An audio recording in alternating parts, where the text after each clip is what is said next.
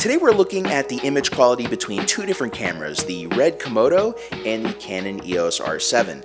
Now both of these cameras are arguably two different cameras and two completely different price points, but they both have the RF mount. They're both technically crop censored, with the RED Komodo being a 1.33 times crop of full frame and the Canon EOS R7 being a 1.6x times crop of full frame. We're going to take a look at the various image quality differences between both cameras. We're also going to see some surprising revelations that going into this test, I had absolutely no clue were differences between them. The first test I did was here in the studio, and I call it the Battle of the 35mm because I used Canon's 35mm 1.8 RF. I used the Sirui 35mm RF anamorphic, which I just got in. I'll be doing a review on that lens soon. And then we also used the Sigma 18-35 1.8 Art EF lens with Canon's variable ND filter on both cameras at 35mm here in the studio. The quality isn't exactly the same when I try to grade both cameras similarly. They get close enough, especially using a program like Cinematch in DaVinci Resolve. I could absolutely see myself cutting between both cameras for just an interview shoot or whatever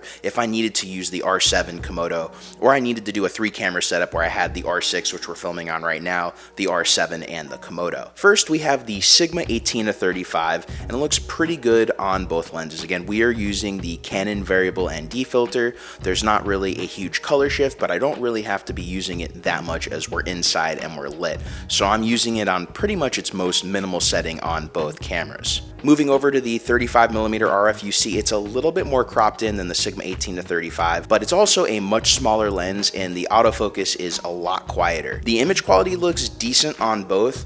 Typically in the past, I've noticed that with the RF lenses, the image quality looks a little bit better on Canon cameras because of some of the fixes they do in camera body if you're using 10-bit or 8-bit footage. RAW is going to be raw video whether you shoot on a RED or a Canon, so it's not going to do those fixes. On both cameras, the Canon 35mm RF looks pretty good, and I actually originally purchased it just because it has image stabilization in that lens, and I wanted to have a lens with image stabilization on the Komodo. However, that lens ended up getting kind of replaced by my Sigma 24-70 as the EF version has image stabilization, and it was just a little bit more versatile. I've been using the 35mm on the R6 for a lot of interviews lately just because I really like the 35mm field of view. Then last we have the Sirui 35mm lens, which is an anamorphic lens which has a 1.33 squeeze factor, and I use it on both the Komodo and the R6. Now the benefit of using it on the Komodo is you can do the D-squeeze in camera, you can monitor it that way in camera, whereas on the R7 you're just going to have to monitor it the way it comes unless you use an external monitor that can do your de-squeezing.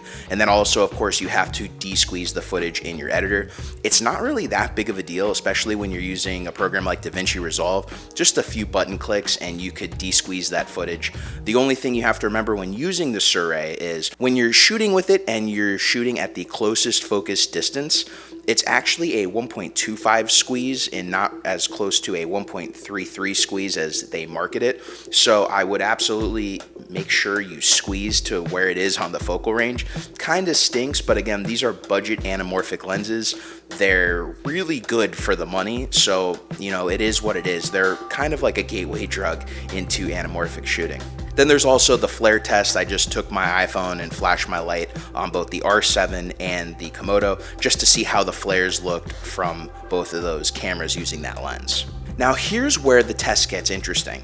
The next test I wanted to do, I brought both the Komodo and the R7 out to a park, and I brought the 18-35 again with Canon's VND adapter, and I also brought the 16mm RF from Canon with a little KNF VND that screws right to the front of the lens. That's really small, but it's also not the best quality. Here's the 16mm RF on the R7. You can tell there's a little bit of a green cast, but overall looks okay.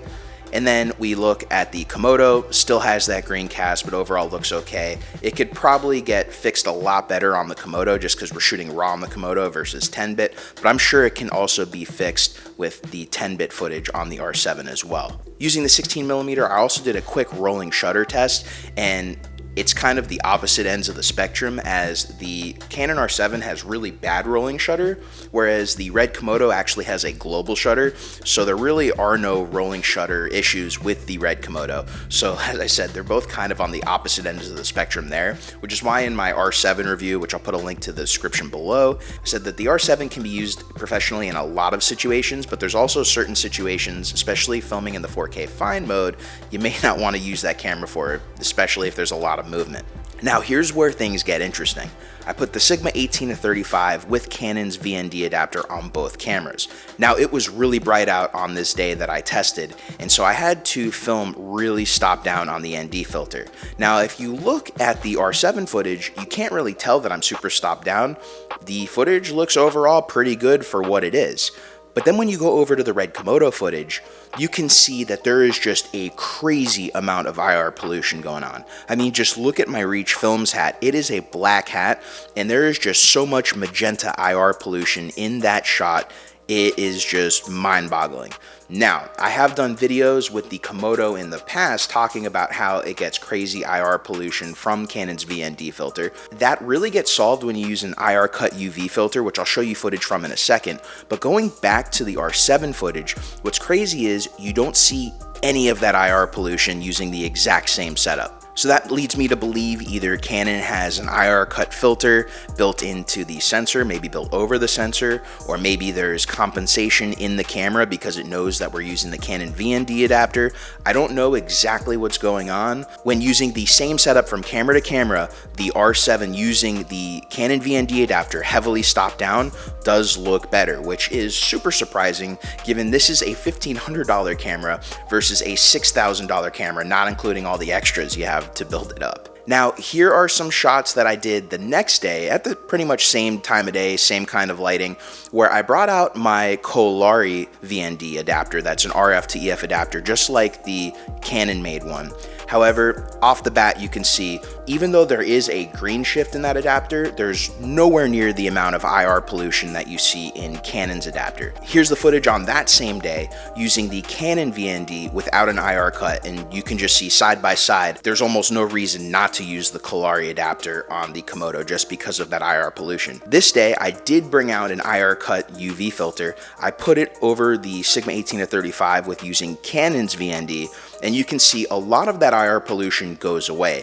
However, now a green cast is introduced to the footage, which again, if you're filming in R3D RAW, you should be able to get rid of that green cast, but it's kind of a give and take situation where I rather use the IR cut filter just because it's a lot harder, almost impossible to get that magenta IR pollution out of the blacks than just changing your tint in post to get rid of the green shift. So if you're using a Red Komodo and you already have the Canon VND, I did a video on it quite a while ago. I'll put a link to that video as well about using IR cut UV filters with the Komodo. Now, what would be interesting to see is if you're filming in RAW on cameras like the R5, R5C, C70, if you end up getting that IR pollution using Canon's VND, because if that's the case, then it seems that it's a software thing, but if you don't, then it's some kind of filter that's put in the sensor.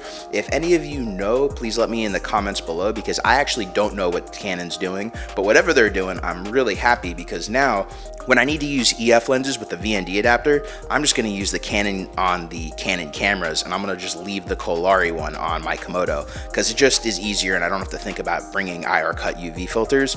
But if I ever needed to use the Canon adapter on the Komodo, the IR cut UV filter absolutely helps. So I hope if you've been wondering what the image quality differences between the Red Komodo and the R7 were, this helped you a little bit. If you have any content you'd like to see pitting the Red Komodo against the R7, let me know in the comments below. I also plan on doing more R6 against R7 content, and I do want to do a video comparing the R6, the R7, the Red Komodo, and the A7S III together, as those are the four cameras I'm really using a lot and have access to right now. But again, if you have anything you want to see, please let me know in the comments below. If you got knowledge and value out of today's video, please make sure to hit that like, subscribe, and notification bell. It really does help. And again, thank you for watching, everybody. Until next time, my name's Geoff Fagien. I will see you in the next video.